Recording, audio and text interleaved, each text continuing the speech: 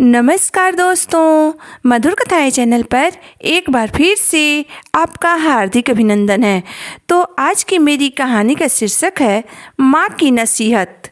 तो चलिए शुरू करते हैं आज की अपनी ये कहानी। रुक्मिणी देवी खटिया पर बैठी अपनी पड़ोसन की बातें सुन रही थी कि अचानक उनकी बेटी का फोन आ गया। बेटी हंसते हुए बोली, माँ आज तो हमारे घर में बहुत बड़ा बवाल हो गया। ससुर जी और सासू माँ की लड़ाई हो गई और फिर मुझे उनका झगड़ा देखकर बहुत मज़ा आया। यह सुनकर रुक्मिणी जी ने कहा, चुप कर, अगर आगे कुछ बोला तो वहाँ आकर तेरी जुबान काट दूंगी। तेरे घर में तनाव चल रहा है और तू मुझे हंस हंस कर बता रही है।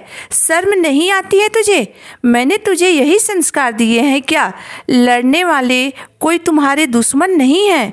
एक तो तुम्हारे पति की माँ है और दूसरा तुम्हारे पति का पिता। घर की बातें बाहर वाले को बताते हुए तुम्हें जरा भी लाज नहीं आती है।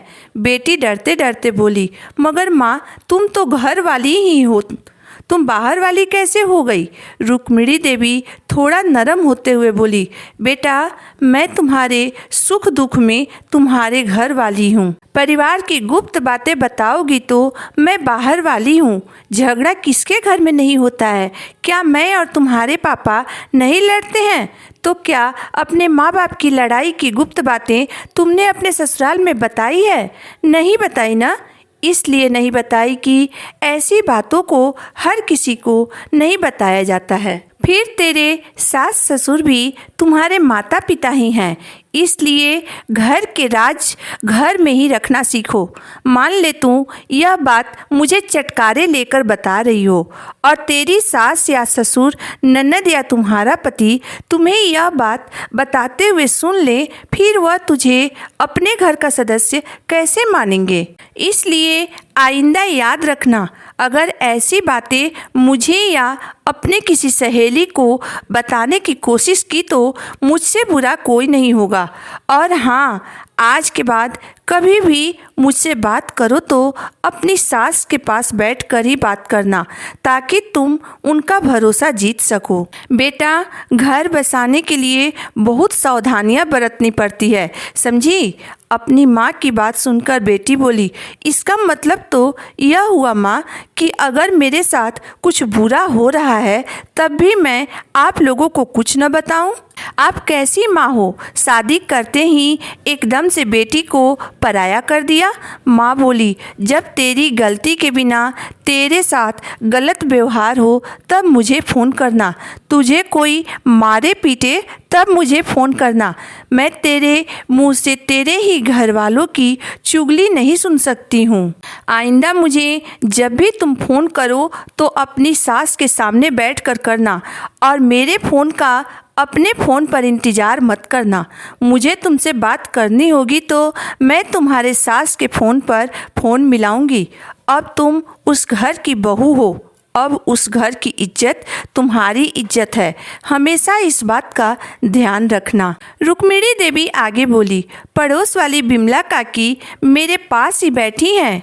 अभी कुछ देर पहले ही वो अपनी सबसे छोटी बेटी के सास ससुर की बुराई मेरे सामने कर रही थी, क्योंकि इनकी बेटी अपने ससुराल के सारे राज अपनी माँ को बता देती है। इनकी दो बेटियाँ अपने अपने पतियों को छोड़कर पहले से ही मायके में बैठी हैं। अब ये बात कर करके अपनी तीसरी बेटी का घर भी तोड़ने की तैयारी कर रही हैं।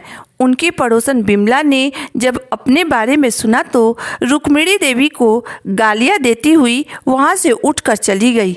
पीछे से हंसते हुए रुक्मिणी देवी बोली, अरे बिमला, गालियां क्यों दे रही है? बेटियों का घर कैसे टूटता है यह समझा मुझे। अब तू बेटी का घर बचाने के टोटके मुझसे सीख ले।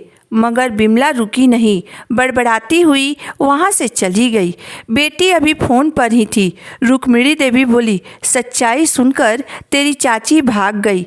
बेटी बोली, मेरी समझ में आ गया माँ, आगे से मैं आपको कोई शिकायत का मौका नहीं दूंगी। आइंदा कभी सास ससुर लड़ेंगे तो मैं बीच में जाकर उनका झगड़ा शांत करने की कोशिश करूंगी। मुझे माफ़ करना माँ, मैं भूल गई थी कि माँ बाप की लड़ाई के मज़े नहीं लिए जाते हैं।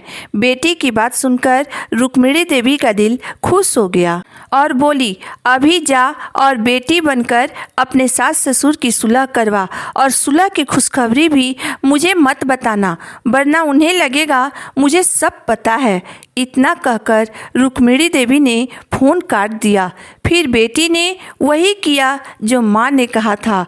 वह सास के पास गई और मीठी मीठी बात करके सास की गोद में सर रखकर उन्हें ससुर जी को माफ़ करने के लिए मना ही लिया और दोनों में सुलह करवा दी। बहू के इस बर्ताव से ससुर इतने प्रसन्न हुए कि भागे भागे बाजार गए और बहू के लिए मिठाई ले आए। मिठाई खाकर पूरा परिवार खुश हो गया। दोस्तों, काश दुनिया की हर माँ अपनी बेटी को ऐसी ही नसीहत देती तो दुनिया का कोई भी घर टूट कर नहीं बिखरता।